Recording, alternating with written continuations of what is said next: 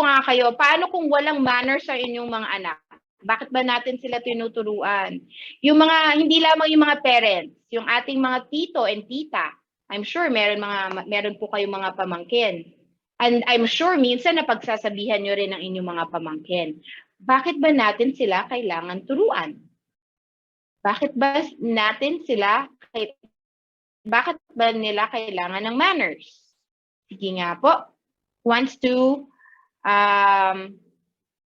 share. Para sa akin, ma'am, yung manners, ma'am, para po mayroon tayong respeto sa isa't isa, ma'am. At saka hindi po magulo sa bahay or sa office natin para maiwasan natin ang mga conflict like example sa office natin at saka sa bahay natin. Thank you very much, Florante. Para hindi magulo, para maiwasan ng conflict.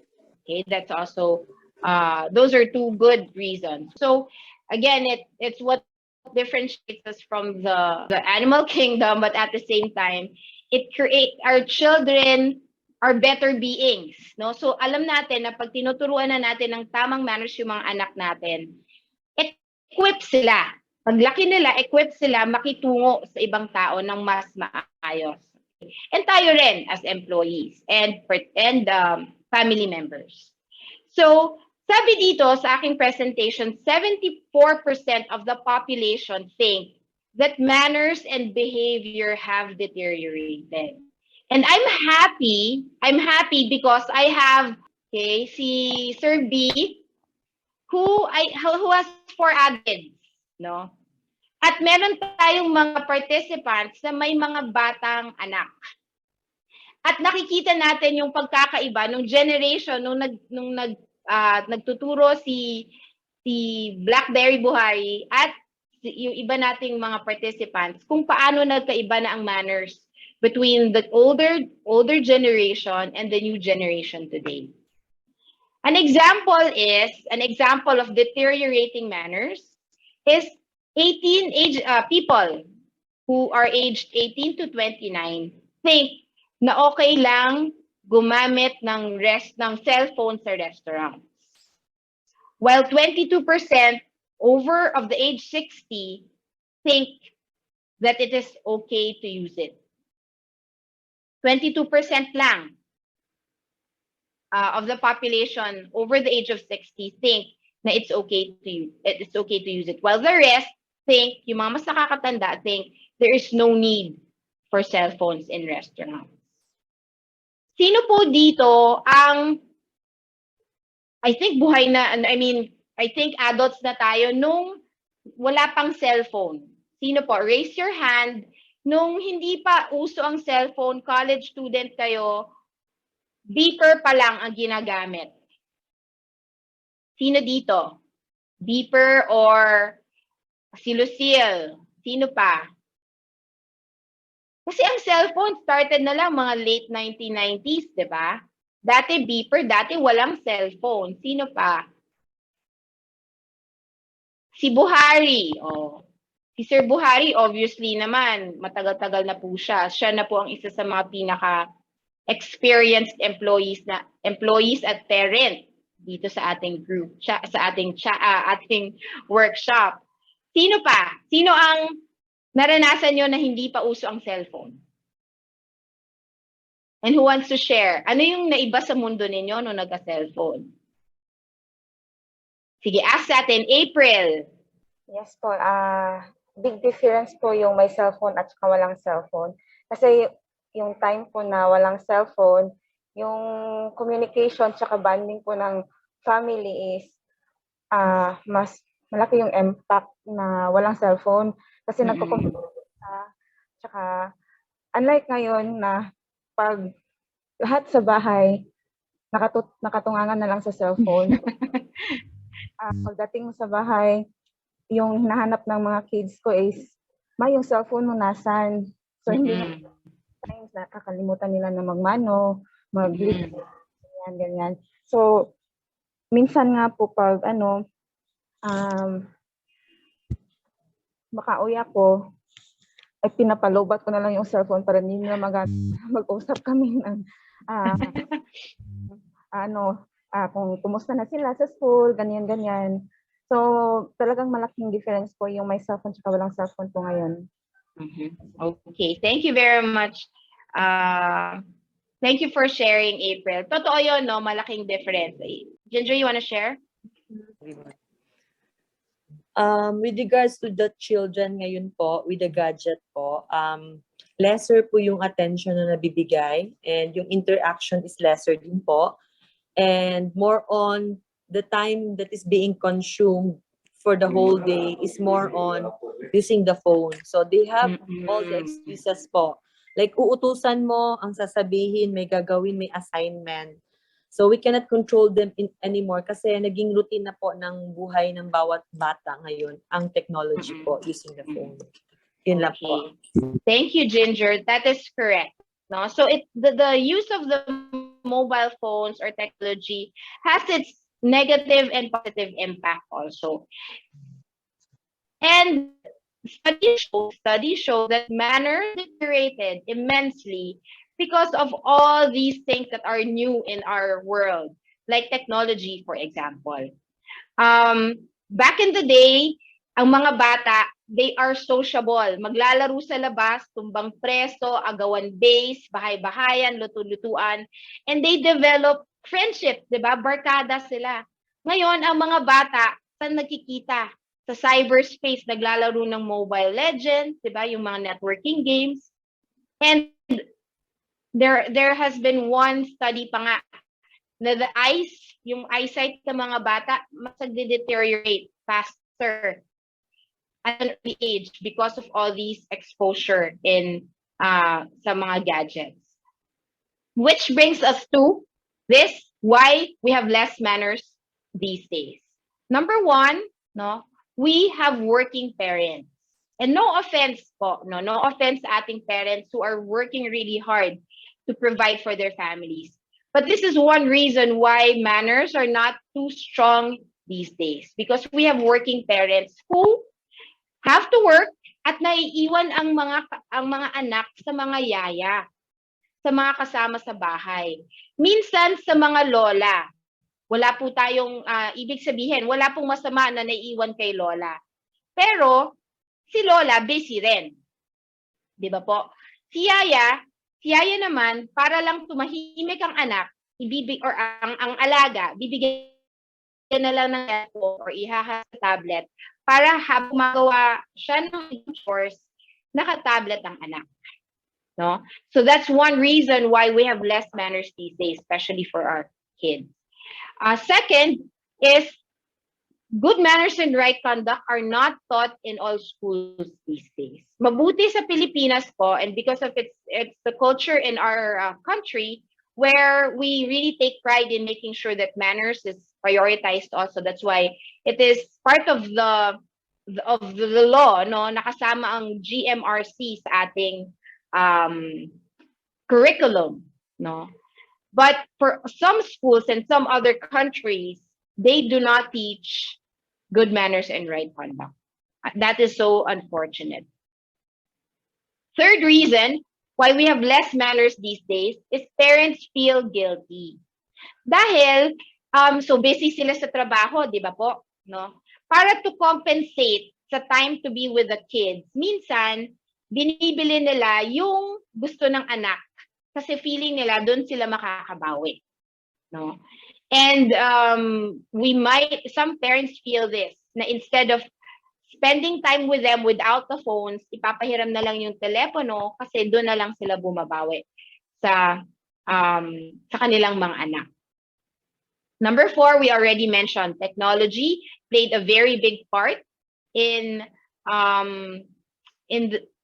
manners, kaya medyo naging less na to. I would say because people combined with the fifth bullet, lack of social skills. Tama yung sabi ni Ginger, no? Si April, I think it was April who said na instead na magkwentuhan, ang nangyayari yung mga bata nakahook na parati sa telepono. Kami ng husband ko, unfortunately, are also victims of this, no? Sa gabi, instead na magkwentuhan how things are, siya naka-iPad, ako naka-iPad. Magkatabi naman kami, pero kanya-kanya kami ng gadgets, no? Kukwento ko, my nephew who is 7 years old, medyo spoiled siya. Kasi my brother, and ito I heard from JR also, no? Sabi niya kanina, model by example. And unfortunately, my brother, pag nasa dining, kumakain, naka-phone din. So ngayon, yung pamangkin ko, pangbungad pa lang is, can I borrow your phone? Or parati siyang nasa iPad niya or kanyang iPad or laptop, nag-games. Because of how and what he sees from his dad. So wala na masyadong social skills yung bata. And finally, one of the reasons why we have less manners is there's too much freedom.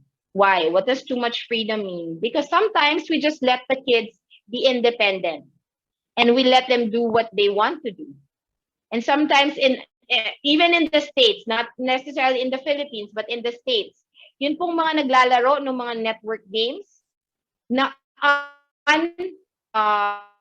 what do you call this? Unsupervised and things na hindi dapat matutunan. And these are the catalysts. These are the things that make our society a little less sociable these days because of less manners, because of these things. And I want to share this. I want to share this with everybody. These are reminders sa ating mga parents, lalo na sa ating mga tito and tita sa ating workshop na ito. No, let's be more conscientious.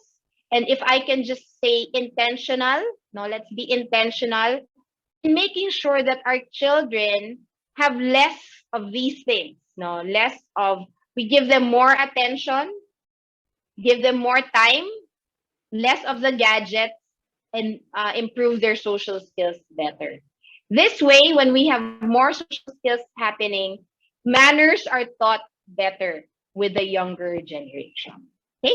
So I wanted to just emphasize why we have less manners these days are because of these things. At ngayon alam na natin na these are the reasons why we have less manners. Alam na natin kung ano dapat natin i-emphasize sa pagpapalaki ng ating mga anak.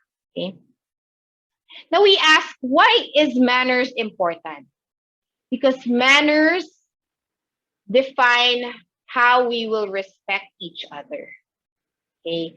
The main output of having manners is showing respect for our peers and our family members. So manners equals respect. If we know our manners, then we know how to respect other people. In the workplace, it is very important that we have our manners. Knowing how to behave that doesn't make the people around you uncomfortable. So workplace manners simply means behaving in a way na hindi magiging uncomfortable yung mga tao around you. What are benefits of good manners? Sinong gusto mag-volunteer? Si Christine. Number one, instills confidence. Why do you think this instills confidence, Christine? Paano ka nagiging confident kung may manners ka?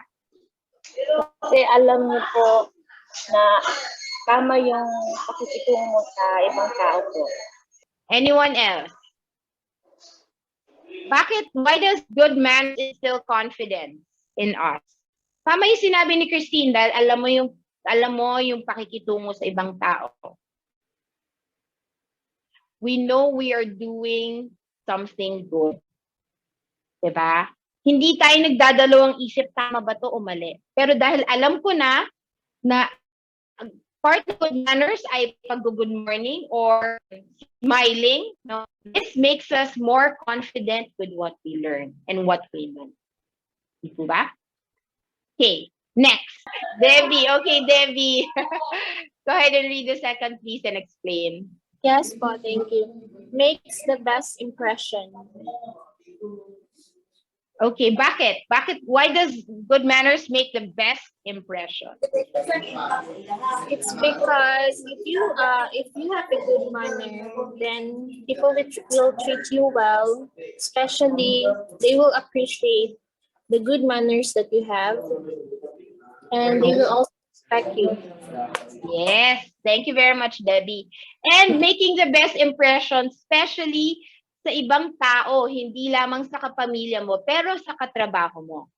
If you have good manners at home and you use it and you also show it at work, masarap kang katrabaho kapag ganon, di ba? Sasabihin ko, yan si Michelle, maganda ang manners yan, madali at magaan siyang katrabaho. Okay? So that's one reason why having good manners gives the best impression. Unang tingin pa lang, maaliwalas, maganda na yung aura, no? Maayos siya, malinis, hindi magulo, hindi mabaho. So alam niyo ba na ang pagiging mabango at pagiging sa katawan ay sign ng manners? Yeah. That gives us the good impression. Okay. Number 3, Lydell. Opens doors to opportunities po. Okay, bakit sa tingin mo good manners ka opens doors to opportunities? Ma'am, if you are a well-mannered person, maybe some people would tend to or would like to work with you because of what you have shown to them. Very correct. Thank you. Okay. Thank you very much, Lydell. That is correct. Maraming tao ang gustong makipagtrabaho sa'yo kapag ikaw ay may good manners. And people will recognize that you're good-natured and probably would want to promote you more, no? Dahil masarap at maayos kang trabaho. Thank you. Raylan, can you read number 4, please? Cultivate a heart for others.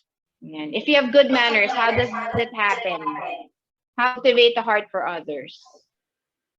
Siguro, ma'am, when you have a good manners, it creates an atmosphere of respect, ma'am. So the people you are kanang interacting with would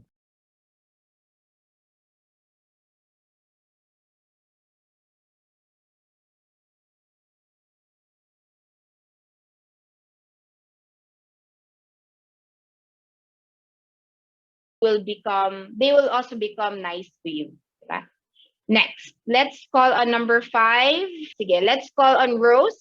Number 5, safeguard against selfishness.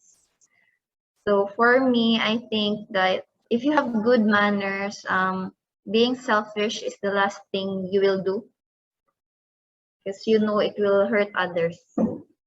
Yan, tama. Thank you very much, Beverly. Thank you very much, Rose. If you have good manners, it is the least of your worries, the least in your mind, na maging alam mo. Because if you have good manners, natural kang mabait, natural kang kind, natural kang magaan kausap, at natural kang matulungin. Yan. Okay? Let's move on to the next 5. May I call on Christine? Go ahead. Sparks joy. Mm-hmm. Ano po, if you have good manners po, so nire-respect niyo po yung kausap niyo or yung mga kilala niyo as they feel respected po na nafe-feel po nila na happy sila po. Yes. Nakaka-happy, in other words, di ba? Kapag nakakatulong ka, nakaka-happy. Kapag nag-thank you ka, nakaka-happy. Kapag nakakapagpasaya ka ng tao, nakaka-happy. Which is connected to the 7th number, which inspires reciprocation. Di ba kapag nakaka-happy, nakakatulong ka, na ma-manifest mo, if you know the word not manifest, nare-relay mo or naipapasa mo sa iba yung pagiging masaya mo. If you were able to start the day with prayers and being thankful, no? That's part of your manners. At nag-good morning ka sa iyong mga katabi, nag-good morning ka sa iyong mga kasama. Ay, ang saya ni Anna, ang saya ni Debbie, ang saya ni Lucille. Nakaka-good mood. Ikaw rin na nakatanggap ng kanilang saya, you share it with others. Right? So that's what good manners does. Number 8, lays the foundation in success in life. Lucille, How do you think this matters? Paano to nakakatulong sa foundation sa success sa buhay? Kasi I think it was mentioned kanina, if you have good manners, you have better opportunities. Kasi ang dami kasing taong gustong makasama ka kasi masarap kang kasama sa office. So, mas maraming chances na you will step up kasi may ipopromote kasi ganun siya. Pag maganda yung pakikitungo mo, especially sa office. That is true. Which brings us to number 9, fosters better relationships. Lalo na sa grupo ninyo, no? I'm sure lahat naman tayo civil sa isa't isa. Sabi ni Ginger kanina, masaya ang magpasaya. That is true. At kapag masaya kang kasama sa opisina, masaya rin yung mga tao sa paligid mo. Diba? And that's number 9, fosters better relationships. And number 10, makes others feel noticed and appreciated. Because if you have good manners, nagpasalamat ka, or kinamusta mo yung kasama mo, or nag-validate ka, sinabi mo, uy, JR, ang ganda naman ng shirt mo, or nag-compliment ka, si Anna, ang ganda mo today, you know? These things are all samples of having good manners. And when you make somebody feel happy, when you make someone feel validated, when you appreciate somebody, these are all social practices that we all want to happen.